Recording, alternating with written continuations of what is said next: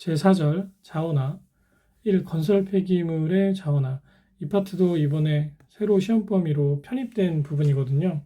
그래서 기본 개념 중심으로 설명을 해드리도록 하겠습니다. 건설 폐기물의 그 법적 정의는 건설 현장에서 발생하는 5톤 이상의 폐기물을 말하고요. 얘는 공사의 시작부터 완료할 때까지 발생하는 것만 해당이 된다고 해요. 아래에는 건설 폐기물의 종류가 이렇게 쭉 나와 있습니다. 그 문제를 보시겠습니다. 건설 폐기물에 해당하지 않는 것은 보면 폐유지류, 이건 기름이잖아요. 네. 건설 폐기물로 기름이 나온다는 건 좀 그렇죠. 그래서 답은 4번입니다.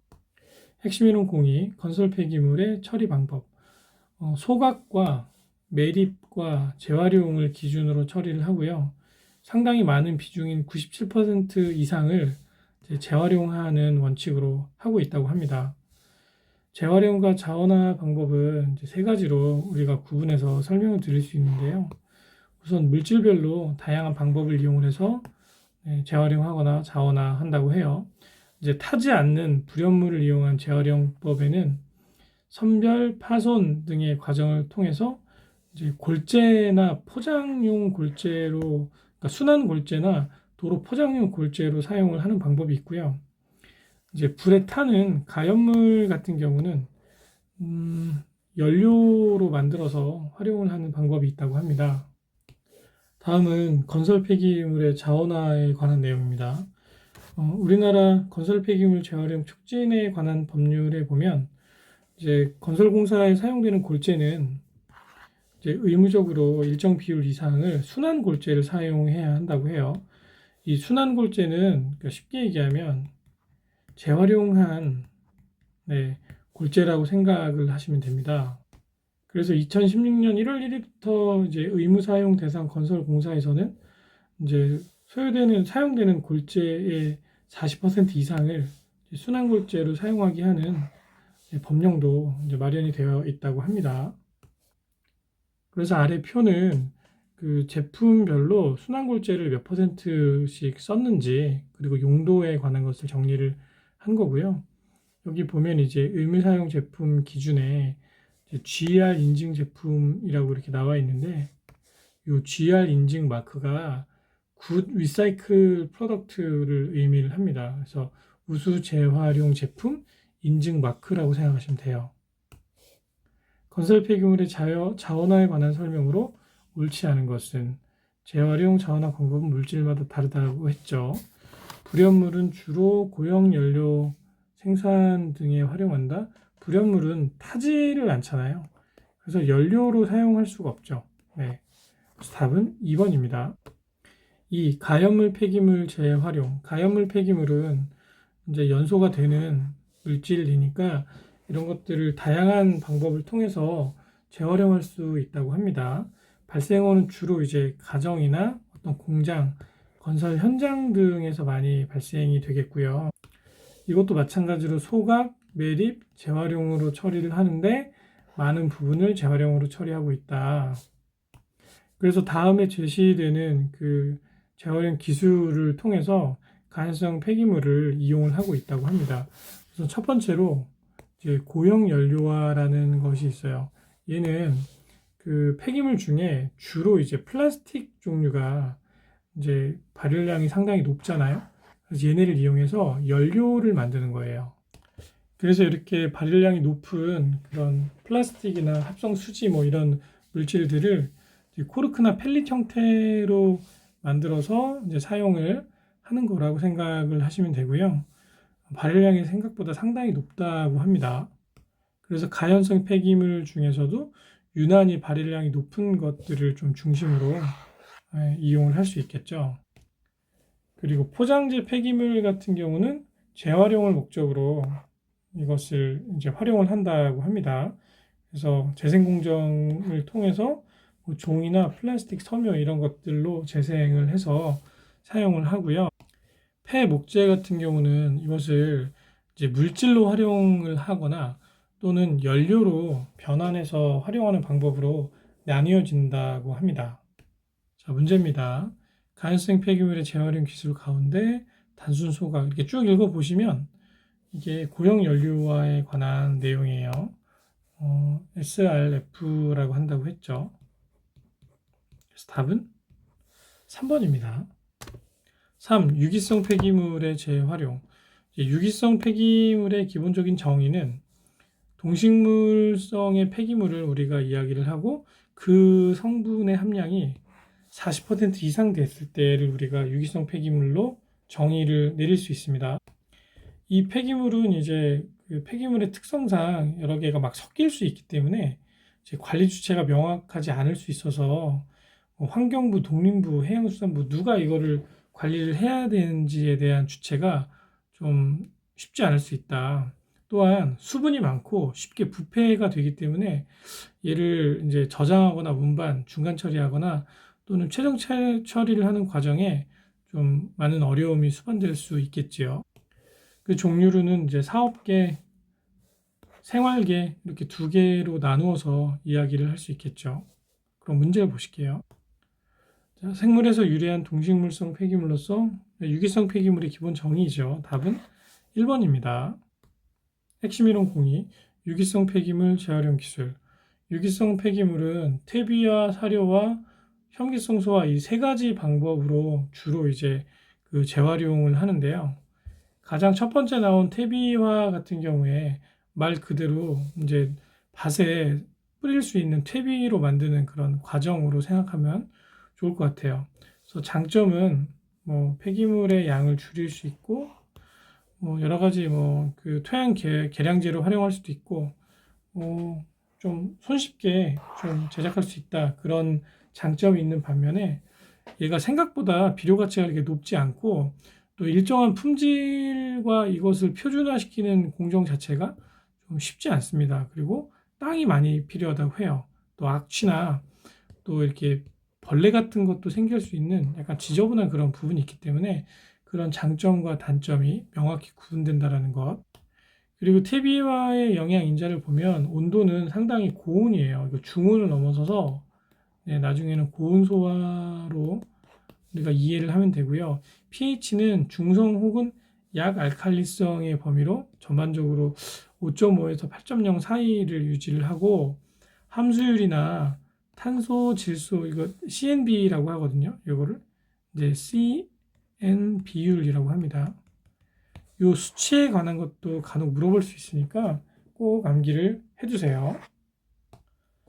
사료화는 말 그대로 이제 사료로 만드는 것이죠. 그래서 가축이 먹을 수 있게, 죄송합니다. 가축이 먹을 수 있도록 하는 기술을 의미를 하죠. 그래서 가축이 먹는 사료로 만든다 하더라도 함수율의 비율에 따라서 건식 발효, 습식 요 비율이 명확하게 나뉘어지니까 함께 암기를 해두시기 바랍니다. 마지막으로 이제 현기성 소화인데요. 이제 바이오가스화라고 하고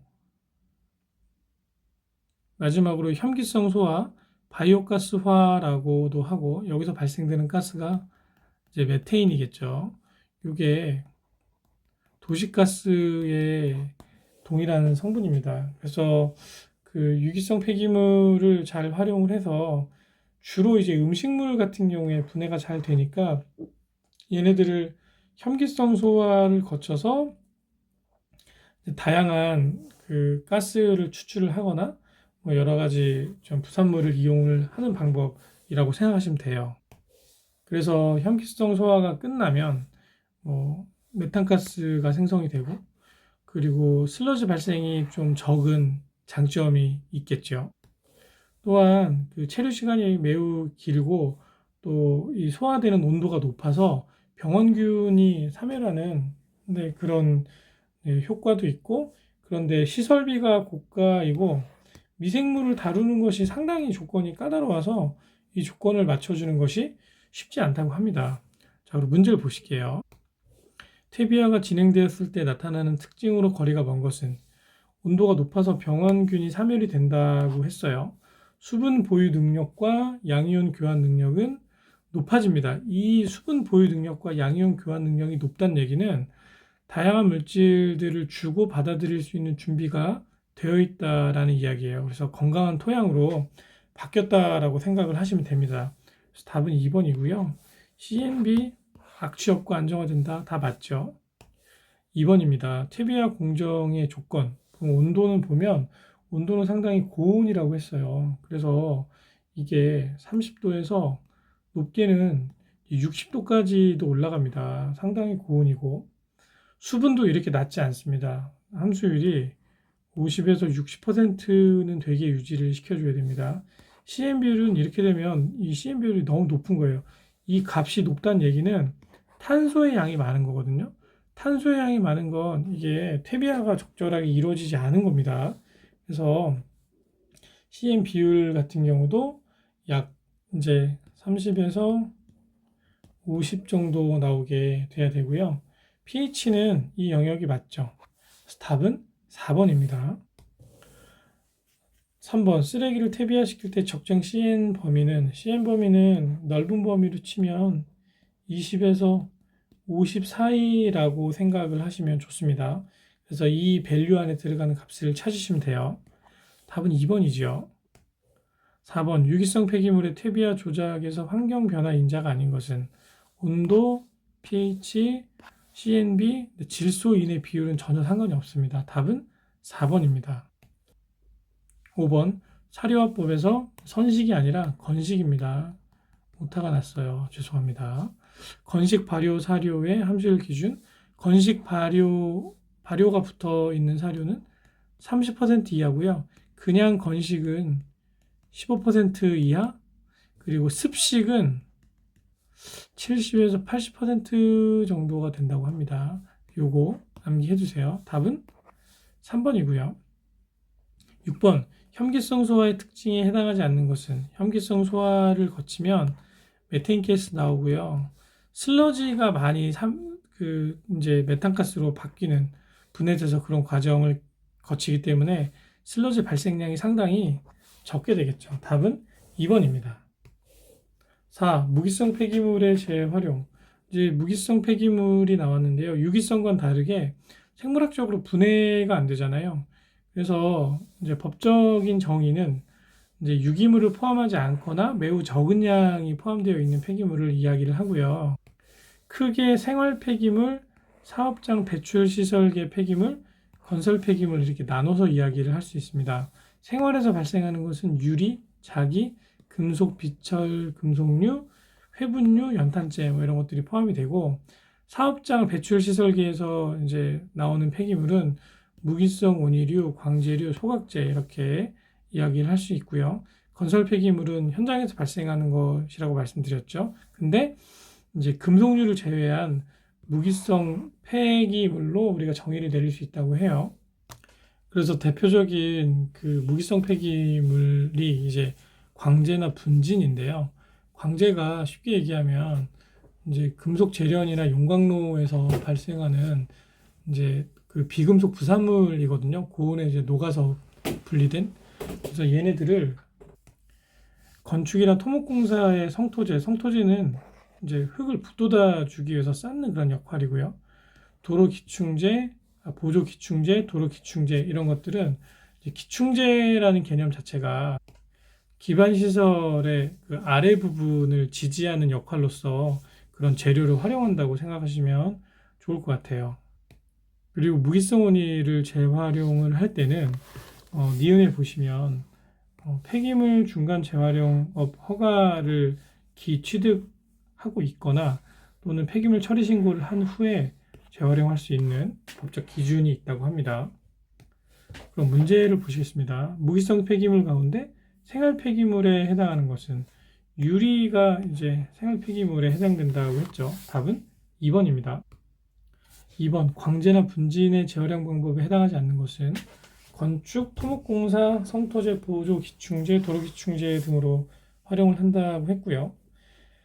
폐, 주물사, 무기온이의 성토재로 활용할 때는 일반 토사 또는 건설 폐기물의 재활용 토사류 50% 이상 혼합물을 사용한다는 기준도 있고요.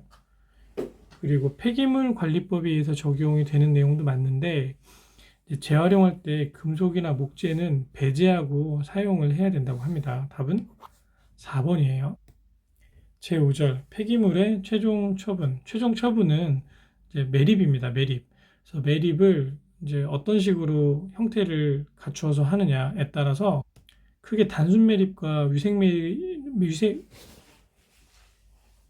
크게 단순 매립과 위생 매립으로 나뉘어지는데, 요새는 대부분이 아니라 모든 매립을 다 위생 매립으로 한다고 보시면 돼요. 그래서 위생 매립할 때에는 주민의 건강에 피해를 주지 않게, 그리고 안전에 해가 되지 않게 이제 생활 폐기물을 차단막도 설치하고, 이제 침출수 방지할 수 있는 시설도 만들고, 그리고 이제 다양한 용도를 활용할 수 있게 매립을 하는 방법이고요. 도랑식, 경사식, 지역식으로 위생 매립을 분류할 수 있다고 합니다. 1. 우리나라 폐기물의 최종 처리 방법 중 가장 큰 비중을 차지하는 것은 매립이죠. 답은 1번입니다. 2번, 폐기물의 위생 매립의 종류. 도랑식, 경사식, 지역식이라고 했죠.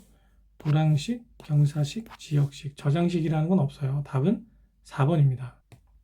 3번, 폐기물의 최종 처리 방법을 알맞게 짝지어진 것은. 최종 처리는 이제 매립과, 예전에는 해양 투기도 됐었다고 합니다. 근데 이제 2013년, 14년 기준으로 해양 투기도 지금은 안 되죠. 그래서 아무튼 그 내용으로 짝지어진 것은 2번입니다. 4번, 다음 중 폐기물의 중간 처리가 아닌 것은.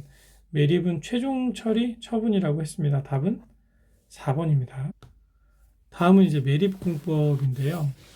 가장 대표적으로 많이 사용되는 방법이 이제 셀 공법이라고 지금 나와 있잖아요. 그래서 셀 형태로, 여기 폐기물이 있으면 여기는 흙, 또 폐기물이 있으면 여기는 흙, 이거를 순차적으로 흙, 또 폐기물, 이렇게 매립하는 방법을 우리가 셀 공법이라고 합니다. 그래서 가장 많이 사용된다는 내용과, 쓰레기 비탈면의 경사각도는 15에서 20%를 기준으로 한다. 두 번째로 샌드위치 공법인데, 얘는 이제 쓰레기를 한번 깔고, 쓰레기를 한번 이렇게 깔고 요 위를 매립을 합니다. 그리고 나서 또 그 이후에 또 쓰레기를 또 여기다 깔고 또 복도하고, 요거를 샌드위치처럼 이렇게 쌓아가면서 하는 방법이에요.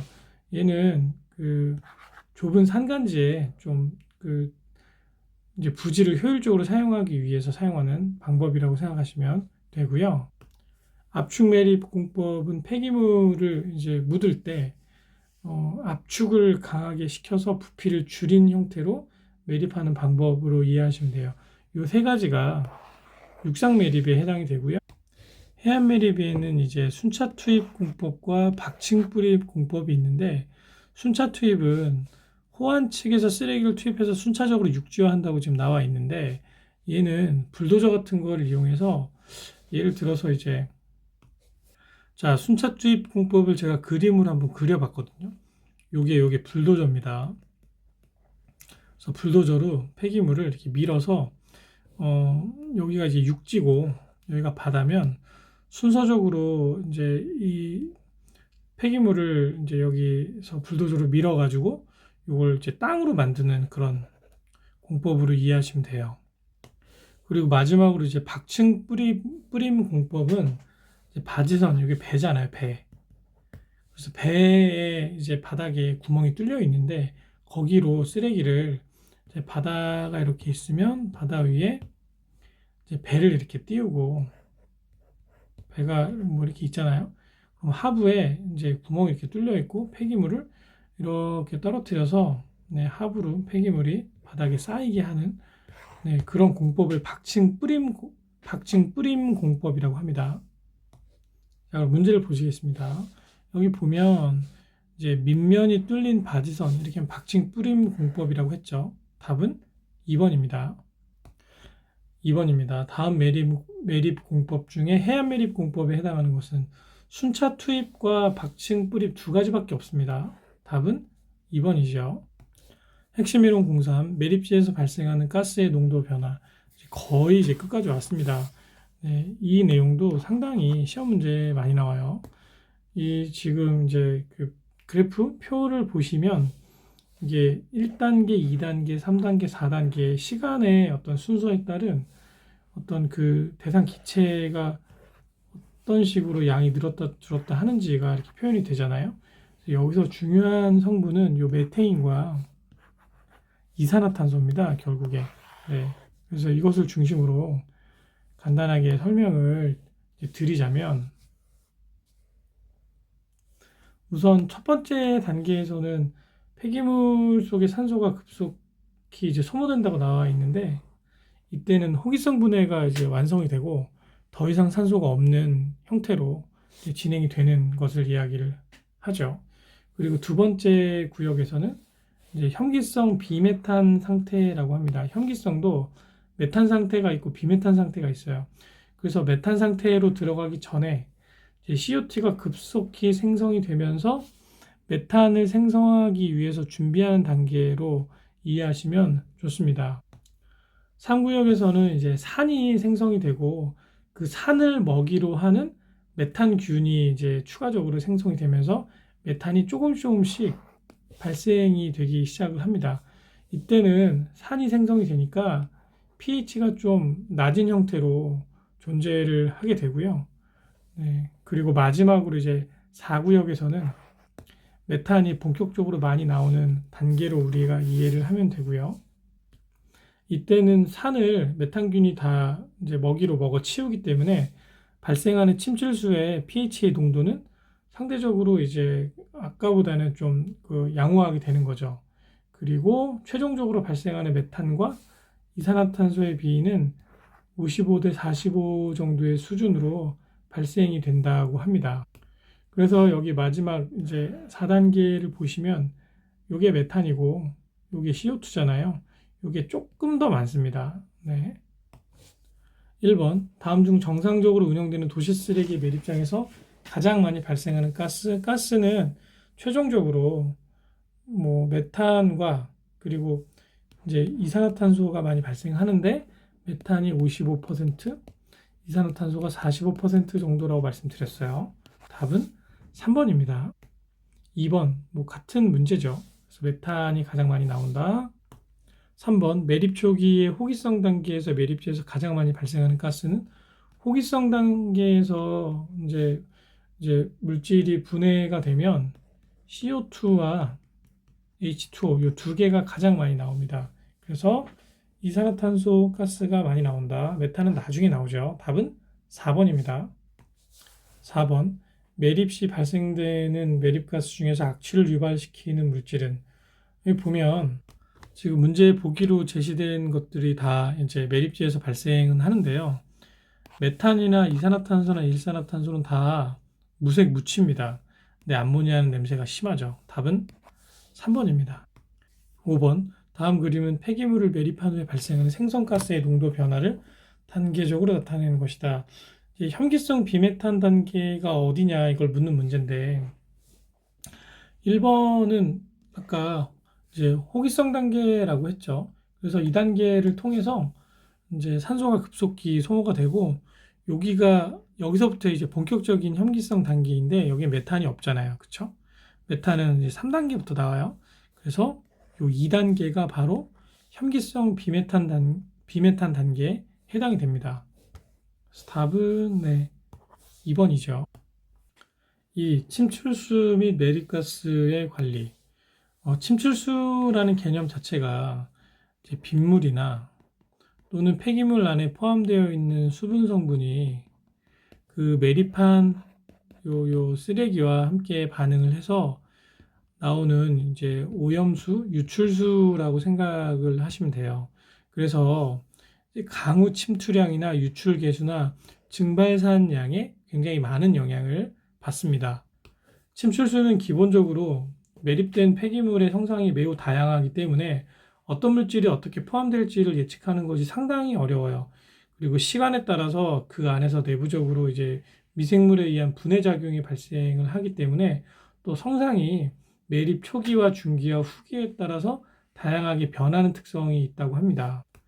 일반적으로 이제 침출수는 유기물 함량이 상당히 높고요.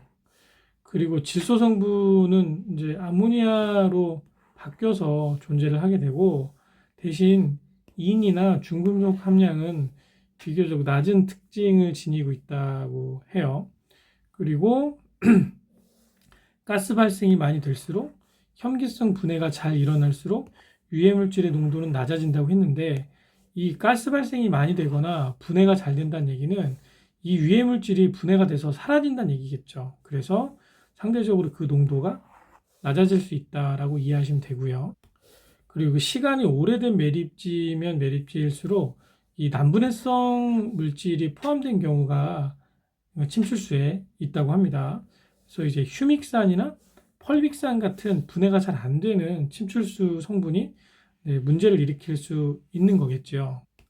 그래서 이렇게 매립지에서 발생하는, 주로 오래된 매립지에서 발생하는 침출수에 포함된 난분해성 유기물질을 처리하기 위해서 펜톤 처리 공정을 이용을 한다고 하고요.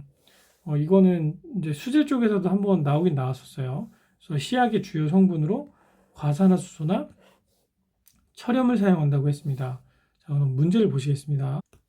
1번, 침출수 발생 및 성상에 대한 설명으로 옳지 않은 것은, 침출수 내 유기물질의 농도는 매립지 가스가 많이 생산될수록 분해되니까 저하가 되겠죠. 침출수 내 유기물질의 농도는 매립지 내 혐기성 분해가, 이것도 같은 이야기입니다. 1번, 2번. 그리고 종류와 어떤 폐기물의 특성에 따라 침출수의 특성이 달라질 수 있다. 침출수 내에는 중금속이 거의 포함되어 있지 않다. 이게 중금속이 좀 양이 적다라는 것이지 좀 있긴 있을 수도 있어요. 답이 4번입니다. 2번입니다. 침출수 내 난분해성 유기물 펜톤 산화법 처리, 과산화수소와 처리라고 했어요. 답은 1번입니다. 이거는 바로바로 나올 수 있게 암기해 주세요.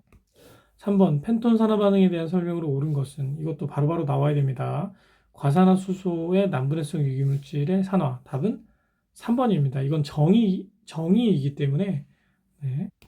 4번, 침출수 발생에 영향을 미치는 인자, 강우 침투량, 유출계수, 증발산량이라고 했죠. 지하수량은 해당이 되지 않아요. 답은 4번입니다. 다음은 차수시설입니다. 차수시설은 매립을 시킨 폐기물이 이제 침출수가 발생을 할 때 그 침출수의 이동을 방지하는 시설로 생각을 하시면 됩니다. 그래서 물의 이동을 막아야 되기 때문에 이제 재료로는 점토나 벤토나이트, 시멘트 합성 차수막, 이렇게 기밀성이 높은 좀 재료를 사용을 하고요. 표면 차수막은 이제 매립을 이렇게 했을 때 이 표면을 덮는 거예요. 그리고 연직 차수막은 이제 이렇게 수평적인 물의 이동을 이제 막는 그런 차수막이라고 생각을 하시면 돼요.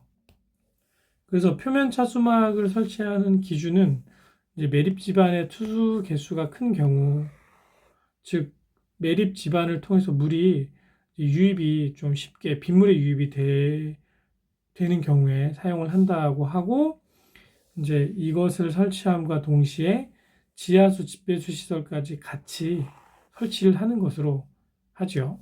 그리고 비용이 많이 들고, 매립 전에는 이제 보수나 보강이 가능한데 한번 매립하면은 끝이니까 이걸 잘 해서 설치를 해야 된다라는 것을 함께 숙지를 해주세요. 그리고 연직 차수막은 아까 말씀드린 것처럼 이제 수평이 아니라 이제 수직으로 이렇게 이제 물이 이동하지 않게 하기 위한 차수막이고요. 얘는 지하수 집배수 시설이 불필요하고 지하에 직접 매립을 하는 거기 때문에 이게 잘 이제 물을 불통화시키는지를 확인하는 것이 좀 쉽지는 않습니다. 네. 그리고 주로 이제 목적이 매립지에서 발생하는 침출수가 인근 지하수를 오염시킬 수 있는 그 경우의 수를 막기 위해서 시공하는 사례가 대표적인 사례라고 볼 수 있겠죠. 그럼 문제를 보시겠습니다. 1번, 차수시설에 대한 기본 개념이죠. 답은 1번입니다. 2번, 매립지의 차수시설 재료로 가장 거리가 먼 것은, 기밀도가 높아야 돼요. 빈 공간이 없어야 됩니다. 자갈은 빈 공간이 너무 많죠. 네, 답은 2번입니다. 3번, 매립지 차수 시설에 대한 설명 중 가장 거리가 먼 것은? 한번 매립이 시작되면 이제 복구가 불가능한 것이 맞죠. 그래서 아주 완벽한 설계와 시공으로 진행이 돼야 된다. 그리고 이제 표면 차수, 연직 차수 이렇게 두 가지로 이제 구분해서 시설을 나눌 수 있다고 했죠. 그리고 점토에 벤토나이트 등을 첨가하면 그러니까 기밀성을 더 높이는 그런 과정이라고 생각하시면 돼요. 그러면 차수성을 또 더 향상시킬 수 있겠죠. 그리고 차수 시설을 설치를 할 때는 집안 치마가 있는 곳은 피해야 돼요. 네, 왜냐하면 설치를 다 해놓고 이게 파손의 우려가 있기 때문에. 그래서 답은 4번입니다. 4번, 연직 차수막에 대한 설명 옳지 않은 것은? 수평 방향의 차수층이 존재할 때 사용하고요. 지하배수 시설이 필요한 건 이게 아닙니다. 답은 2번입니다. 핵심 이론 03, 매립가스 관리. 계속 이제 내용이 반복되는 부분이긴 한데요. 그 수소나 이산화탄소, 메탄 등 이제 시기별로 발생하는 가스가 다르잖아요. 그리고 마지막으로 이제 이산화탄소와 메탄이 생성되니까 이런 것들을 잘 포집을 해서 이제 마지막에 발생한 이 두 가스 중에 이산화탄소, 메탄을 이제 분리를 잘 해서 연료로 사용할 수 있게 관리를 해야 된다는 의미로 네, 이해하시면 좋을 것 같아요. 그래서 포집 방법은 이제 수직가스 포집정을 통해서 매립가스 확산, 방지, 포집을 이제 한꺼번에 진행을 하고요. 매립장의 바닥부터 상부로 연장을 시켜서 대부분의 가스를 포집하는 형태로 진행을 한다고 합니다. 그리고 이제 포집정에 모인 가스, 이건 이제 메테인이겠죠. 얘네는 대부분의 발전 시설로 보내서 공급을 하고 잔여가스가 미량 남았을 때는 이제 소각 처리 경제성이 이제 확보가 안 되니까 소각 처리해서 이제 제거를 한다고 합니다. 쓰레기 매립장에서 최종 발생하는 가스 성분 연료와 메테인이겠죠, 메테인.